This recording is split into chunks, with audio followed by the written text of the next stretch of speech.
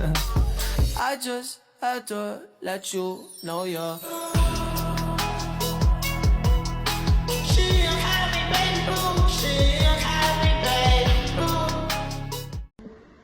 Assalamualaikum warahmatullahi wabarakatuh. Perkenalkan, nama saya Cecilia Maulinda dari Universitas Negeri Malang, program studi pendidikan informal.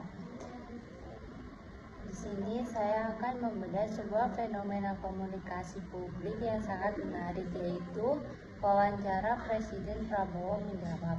Melalui perspektif psikologi sosial, kita akan melihat bagaimana informasi publik bukan sekedar data, melainkan stimulus yang membentuk sikap dan persepsi di tengah masyarakat, khususnya dalam konteks pendidikan non-formal.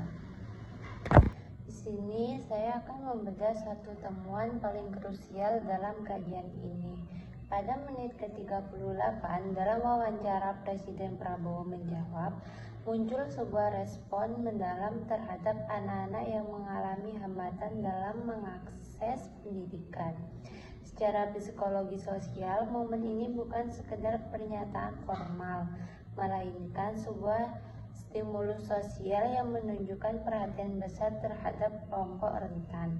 Di sini kita melihat manifestasi nyata dari sikap empati, yaitu kemampuan emosional dan kognitif untuk memahami serta merasakan kondisi orang lain dari perspektif mereka sendiri. Mengapa empati ini menjadi sangat penting dalam analisis saya? Dalam literatur psikologi sosial, empati adalah fondasi utama bagi terbentuknya perilaku altruisme. Altruisme didefinisikan sebagai tindakan sukarela untuk menolong orang lain tanpa mengharapkan imbalan atau keuntungan pribadi apapun. Nah, teori ini menunjukkan bahwa ketika seseorang mampu merespon kebutuhan orang lain secara emosional, perasaan tersebut akan bertransformasi menjadi tindakan prososial yang nyata. Dalam konteks wawancara tersebut, perhatian terhadap anak-anak yang sulit sekolah mencerminkan orientasi sosial yang tidak lagi memikirkan keuntungan politik sesaat, melainkan berfokus pada kesejahteraan sosial jangka panjang. Hal ini membuktikan bahwa informasi publik mengandung nilai-nilai yang mampu memengaruhi cara masyarakat membentuk sikap dan memahami realitas sosial mereka. Sekarang mari kita tarik ke bidang kita, yaitu pendidikan non-formal. Mengapa seorang fasilitator harus memiliki empati dan jiwa altruisme ini? Pertama, fasilitator PNF seringkali berhadapan dengan warga belajar yang memiliki latar belakang sosial, ekonomi yang sangat beragam dan penuh tantangan.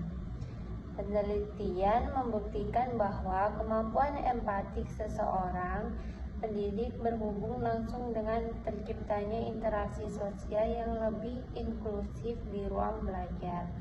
Kedua, perilaku membantu tanpa pamrih atau perilaku prososial akan membangun rasa percaya yang kuat antara fasilitator dan masyarakat, sehingga proses pembelajaran menjadi lebih efektif.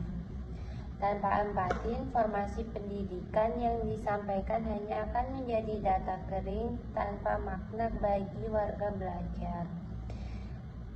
Nah, terus kita harus menyadari bahwa di era digital ini informasi seringkali mengalami bias persepsi. Disinilah peran strategis kita sebagai fasilitator mengelola informasi agar tetap utuh, objektif, dan sesuai konteks sosial. Kita harus membantu masyarakat untuk tidak hanya menerima informasi secara mentah, tetapi mampu melakukan evaluasi kritis agar tidak menjadi kesalahpahaman. Pemahaman psikologi sosial yang baik memungkinkan kita untuk mencegah bias persepsi di masyarakat dan memastikan nilai-nilai kemanusiaan seperti empati tadi tersampaikan dengan tepat. Poin mengenai empati terhadap anak-anak ini mengajarkan kita bahwa komunikasi publik seorang pemimpin bisa menjadi instrumen pendidikan sosial yang kuat. Bagi kita di pendidikan non-formal, empati bukan sekedar perasaan kasihan, melainkan kompetensi profesional yang krusial untuk menciptakan perubahan sosial. Dengan memiliki empati dan literasi informasi yang kuat, kita tidak hanya menjadi pengajar tetapi juga penjaga nilai-nilai keadilan dan kesejahteraan kolektif di tengah masyarakat. Sekian presentasi dari saya. Terima kasih. Wassalamualaikum warahmatullahi wabarakatuh. I just had to let you know you're